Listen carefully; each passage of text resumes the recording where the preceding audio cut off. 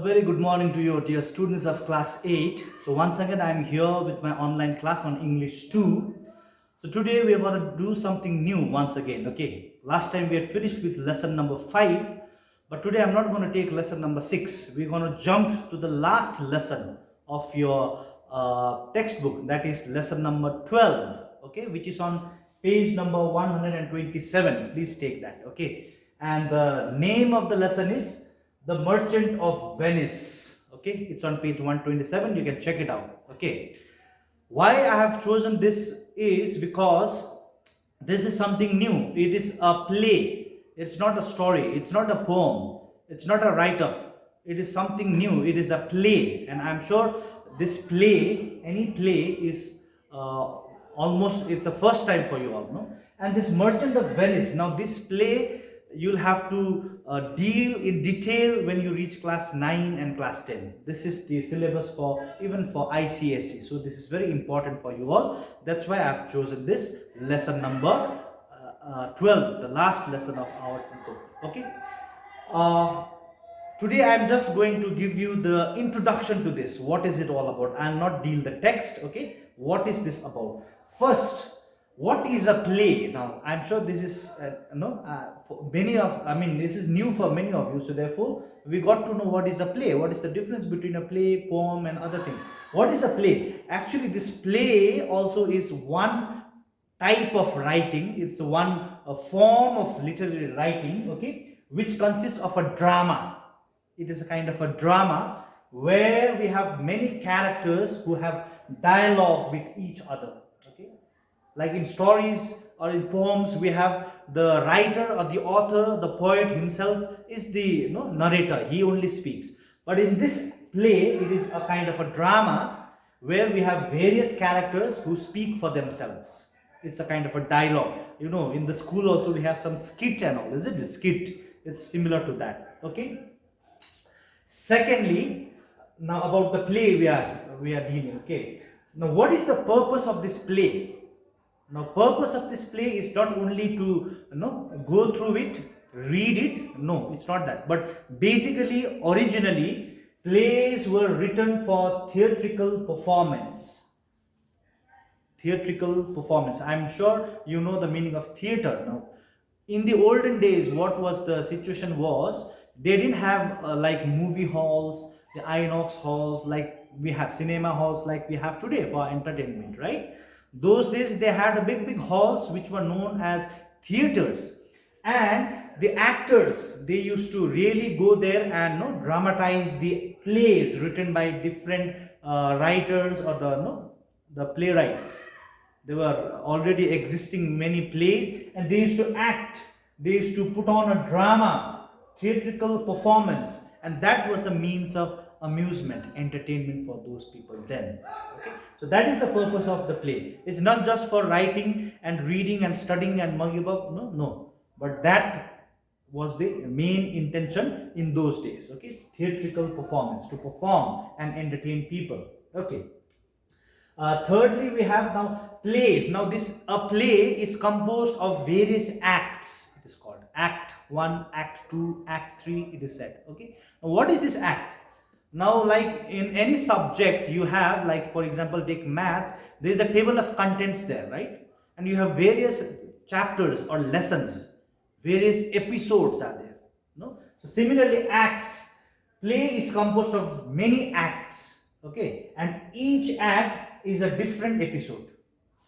It has a particular situation, each act, and also we have particular characters only, okay, in that particular act. Like for example, let's say for example, Act 1, like let's say for example, it is a scene of a garden, okay, for instance, and there are many ladies speaking to each other. Now that is Act 1, that is the situation and characters are, there are many ladies. Similarly, in Act 2 we have, it's a marketplace situation, and there are some men, buyers and sellers. So that is different episode, different characters, different situation. So act is like that. Okay, it is various episodes, sort of. Okay, now in this Merchant of Venice also, actually it is a huge a play Actually, there are around 5 acts there and many scenes. Okay, and the content that we have in our text, we have only a small part of this huge play. Okay, it is only the Act 5 we have taken.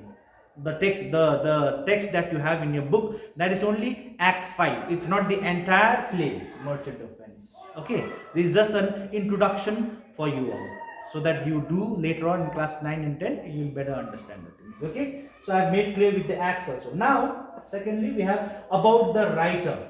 Now basically, first thing, like the one who writes poem is called poet, the one who writes story is called a story writer. Similarly, the one who writes a play is called a playwright. Okay, and for us, who is the playwright of this play, The Merchant of Venice? It is William Shakespeare. I'm sure you all are accustomed with this name. You know this name, William Shakespeare, one of the most famous persons. He was born in the year 1564 and died in the year 1616. He is regarded still today regarded as one of the most famous, prominent and important figures in the literature, in the field of English literature. Okay, and he has written many poems, but basically William Shakespeare is known for his plays. He has written around 39 plays. Around 39 plays. Okay, like you might have heard about this Julius Caesar, right? You might have heard about Hamlet. You might have heard about Macbeth, and even this Merchant of Venice is one. Similarly, he has written 39 plays, and almost many of his plays have been translated into many other languages of the world. Okay, so that is the thing. So therefore, he is very, very prominent. Since he came from England, Britain, he was known as one of the greatest poet of England also. Okay, so still today William Shakespeare is regarded as the most prominent and important figure in the English literature. Okay, so he has written this, The Merchant of Venice. Fine. Okay, now with that we have the characters. Now as I said, The Merchant of Venice, today in this class introductory session to this lesson, I would like to give you a kind of a background, a gist of what is this, what we have in the book, this text about, this particular text about. I can't explain to you the entire play, Merchant of Venice, but whatever is there in the text, I want to give you a short gist or a background to you. Okay. Before that, let us try to know at least some characters who are there in our text. Okay, page number 127, if you go through. First one is Antonio. He is a merchant. Now, who is a merchant? Merchant is a businessman. Okay, now he is the protagonist, or let's say he is a kind of a hero here. Okay, and secondly, we have Shylock. Now, he is a money lender. Okay, who lends money to the people. Okay, third one we have Bassanio. Now, this Bassanio is Antonia's friend, Antonio, merchant's friend. And fourthly, we have Portia. Now, Portia is Bassanio's wife, his wife.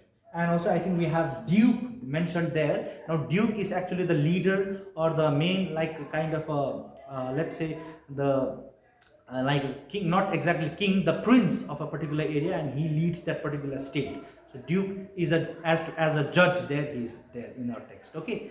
So now what is this all about is, now Antonio had borrowed some money from Shylock. Now Antonio is a merchant and Shylock is a money lender, but Antonio had not borrowed money for himself actually. Since Bassanio, his friend, was going to get married with Portia, and Portia comes from a rich family, so Bassanio needed some money. And at that particular time, Antonio, though he was a businessman, merchant, he also did not have money with him at that particular moment. Okay, so therefore, on behalf of Bassanio, Antonio had borrowed 3,000 ducats, some money amount, that's a currency, ducats, no, from Shylock, okay, in place of Bassanio. And Shylock and Antonio, they had made an agreement. An agreement was like this. Okay, I give you 3,000 ducats, but you have to pay the amount within 3 months of time. Okay, there is no interest you can take, but within 3 months of time you have to, Antonio had to return the money to Shylock. Suppose if Antonio fails to return the money within 3 months, then Shylock can have or take a 1 pound of flesh from Antonio's chest, heart. Okay, 1 pound of flesh means 1 pound is almost equal to close to a half a kg of flesh from the heart, from the near the no, from the chest of Antonio. It's a very unusual kind of agreement, but Antonio also agreed upon that because he was confident, because Antonio had sent many of his ships to the foreign land for business, and within 3 months those ships would come back and Antonio would get back his money, and within 3 months he would easily pay back 3,000 ducats to Shylock. So that was the confidence of Antonio. Okay, now what happens, very unfortunately, when the ships were returning, no, after the business, there was a huge turbulence in the sea, it seems. No? There was a huge waves, because of which all the ships of Antonio, the report came that all the ships of Antonio got sunk in the sea. No? Everything is gone.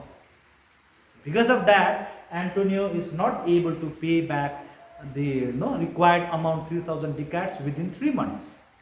And because of that, now Shylock has filed a case and has taken Antonio to court. Then we have this, our text in the court. Therefore, our text, our act is, the situation is, it's in the court. Shylock is there, Antonio is there, now Bassanio also has come, and Duke is there. Duke is there as a judge. Now at this moment we have Portia, the wife of Bassanio. Now Portia comes in disguise as a lawyer. Now you know what is the meaning of disguise? Disguise means pretended to be a lawyer.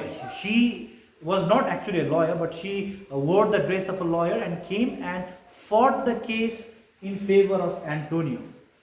Because Portia was very clever, very intelligent, and because of his intelligence, her intelligence and cleverness, Portia was able to save the life of Antonio. Actually, Shylock was a very crooked fellow. Now let me introduce Shylock. Now he is the main villain here.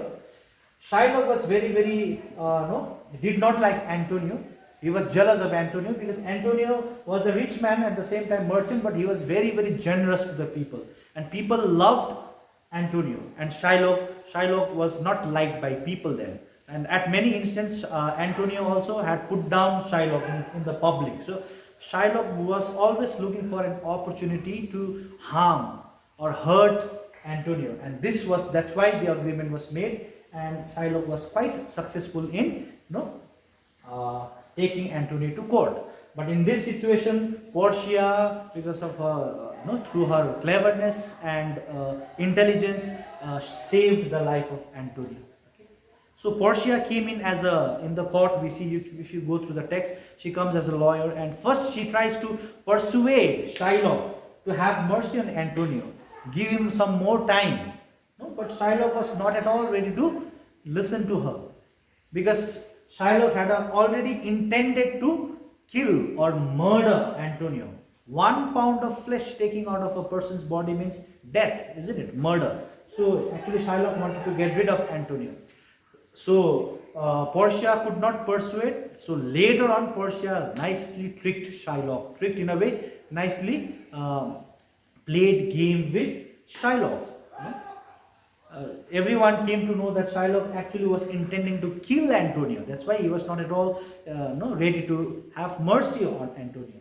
So therefore, our Portia very cleverly said, okay, then if you do not want to have mercy on him, so you have 1 pound of flesh from his body, but there should not be any, one drop of blood also there, and you should, when you cut it, it should be exactly 1 pound, nothing more, nothing less, because it's not written in the agreement that there will be blood, and agreement was not of blood, and this thing.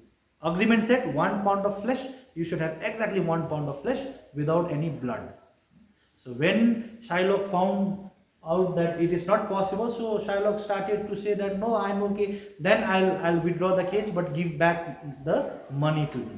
So at that moment Portia said, no, it is clear that you have tried to kill the innocent person. And there is a Venetian law. No, Venice is a name of a city. No, there is a law in this city that any person who tries to hurt or harm an innocent person will have to pay the victim, compensate the victim. You have to pay some amount to the victim, and also you have to pay something to the state, okay, as a kind of a resolution, no, as a kind of a punishment, because Shylock had really intended to kill Antony. So at the end, Shylock had no other alternative than to pay a little bit amount, half the property to Antonio, the victim, and half the property to the state. So this is how Portia cleverly saves the lives of Antonio. Okay, so this is all about the play. This is just a background for you. Okay, you just go through this video, nicely listen to it. Okay, and then once or twice you just go through the text there, page number 127. Definitely it will be clear for you. And in the next class, I shall try to explain to you the text. I'll have the book with me, and we'll try to deal with the text from the book itself. Okay, and you will also be ready with the book in the next class. Okay, so dear children, kindly listen to this video very carefully and read through the text once or twice, so that you already get prepared for the next class. Okay, so thank you so much, dear class 8 students.